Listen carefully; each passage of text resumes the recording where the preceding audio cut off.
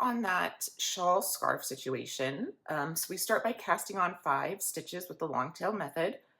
5 stitches is not very much, so just a tail about this long is perfect. We're going to set the tail over the thumb, the working yarn, so the yarn that's attached to the ball, over the index finger.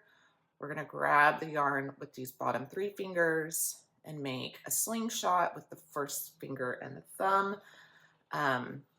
And we'll take our needle, set it on top, do a little scooping motion. So we have, this is our very first stitch, so this is 1, so now we need to cast on 4. We're going to take our hand so we can see the palm of our hands,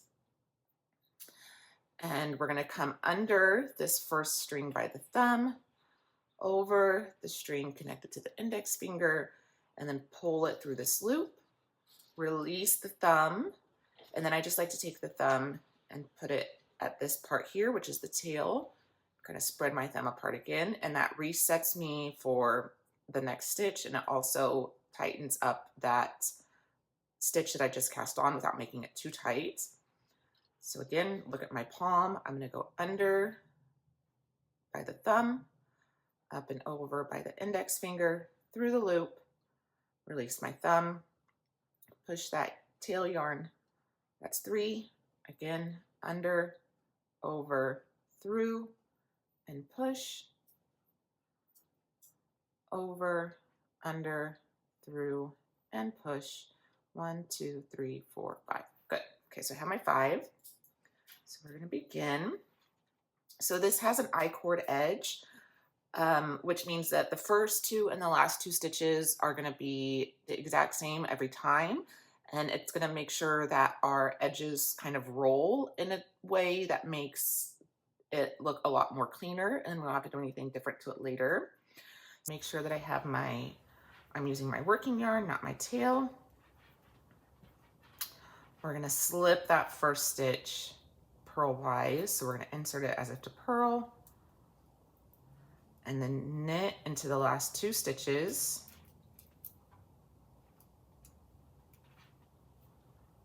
Here we are. I'm gonna bring so these last 2 stitches are always going to be the exact same. That first stitch is always going to be the exact same. Bring my yarn to the front, slip, purlwise, bring my yarn to the back, and then knit. I'm going to turn my work, make sure that I can see the bump. I'm not warping the yarn, so I see these 2 legs. Make sure that these look the same. I'm going to slip that first stitch purlwise, and then knit, and bring your yarn in between. So you'll slip it purlwise, move your yarn to the back,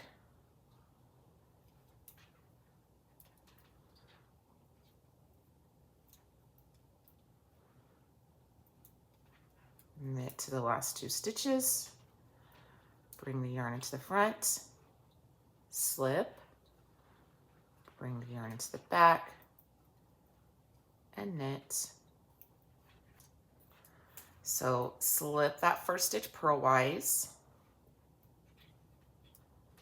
move the yarn to the back, knit 1, then we do a yarn over. So you can go this way with your yarn over, you can go this way with your yarn over, it doesn't matter, just do it one way. And then knit that next stitch, bring your yarn to the front, slip purlwise, bring your yarn to the back, and knit. So that was our first yarn over. So now we should have 6 stitches. 1, 2, 3, 4, 5, 6. Okay, good. I'm going to turn my work. So when we slip this first stitch purlwise, we always do that. That's always slip the first stitch purlwise. When we do that, it could be tempting to take your yarn to the back of the work like this and start to knit.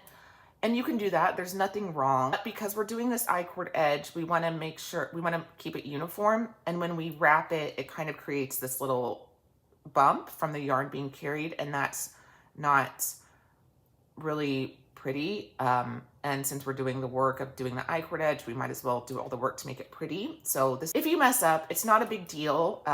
It's just a design flaw, not necessarily a, it's not gonna mess anything up. So just personal preference. And if you have a couple of times where you do that, it's always inevitable. I'm in a hurry sometimes and I'll do that. And then I'll just leave it and it'll just have like one little bump. And now we're knitting. Knit, knit. And here's my yarn over. And it's kind of, you see, like it's kind of pulling on this stitch. So I'm not, this isn't 3 stitches. This yarn over is just warping the leg of that stitch. And I want to knit into the back leg. So the back leg of this stitch is in the front because of the way I wrap the yarn. You may have wrapped the yarn so then your yarn over will look like this, and then it doesn't warp the stitch. You're gonna knit into this back part. I just showed you mine was that way, so I'm gonna knit into this. And we want to knit into the back leg of the stitch, so it takes the legs from going like this to close it, so we're not creating a hole with this increase. And now I'm at my last 2 stitches. Bring my yarn in the front, slip, bring my yarn to the back, and knit, and turn. Here we go. So now I do 3 more rounds of this, just no increase, just working this, slip, move my yarn to the back, knit to the last 2,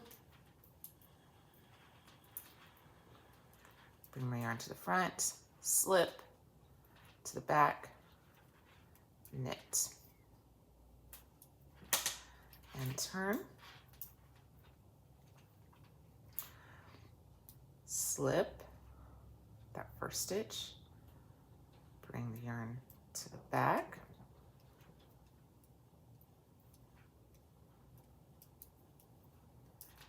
knit to the last 2,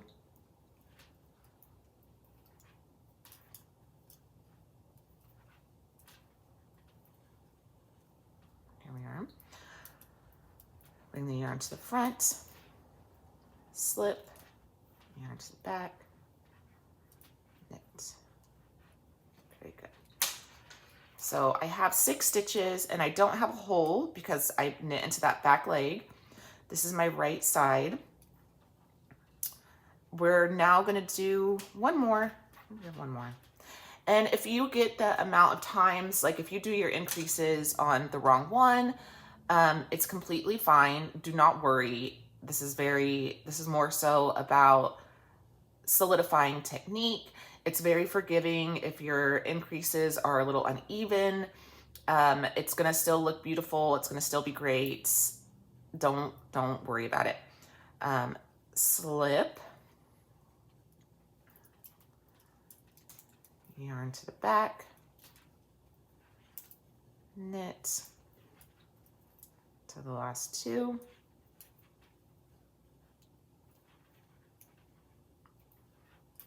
yarn to the front, slip purlwise, yarn to the back, and knit. So I can already kind of tell, like this is my wrong side. Right side, this looks just a little more cleaner. Slip,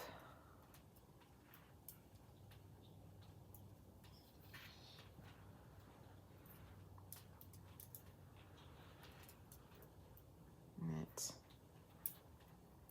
knit, knit, slip,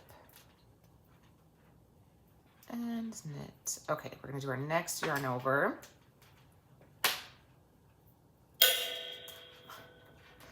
Okay, slip, Move to the back, knit 1, yarn over, knit into the last 2, yarn in front, slip knit purlwise, yarn in the back, knit, turn your work, slip purlwise, tighten that up, yarn in the back, knit, knit, knit. Here's my yarn over. It's warped that stitch, so I'm going to try to use my fingers here to kind of like pull that down. And I can tell that it's warped it because I know that this second stitch always will have this kind of like little bump situation. So I want to make sure that I can see that. I'll pull that down, knit into that leg.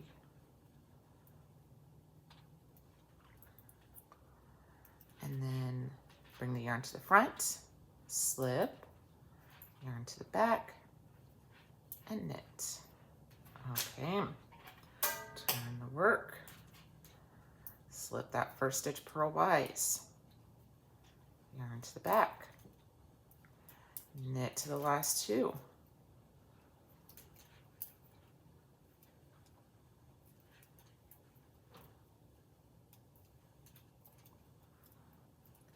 Yarn to the front, slip purlwise, yarn to the back, knit. Good. Let's turn. Slip, yarn to the back, knit to the last 2,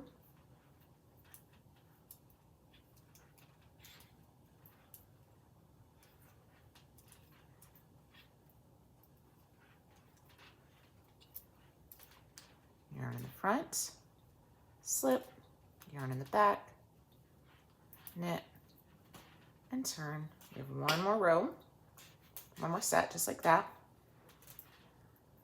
Slip, yarn in the back, knit to the last 2,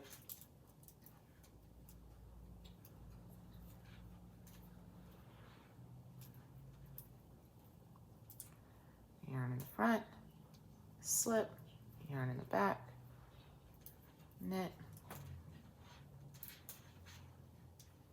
Okay, want to do another yarn over, slip,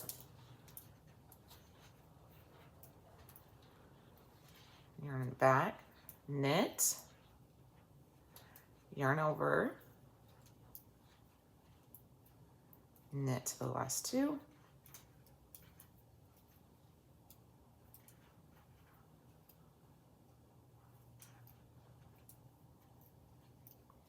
yarn in front, slip, yarn in back, knit, turn work,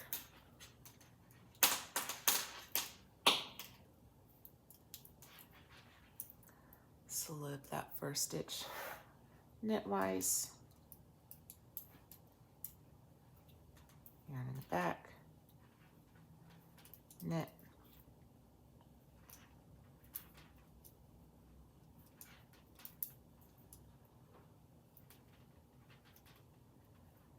mat that yarn over.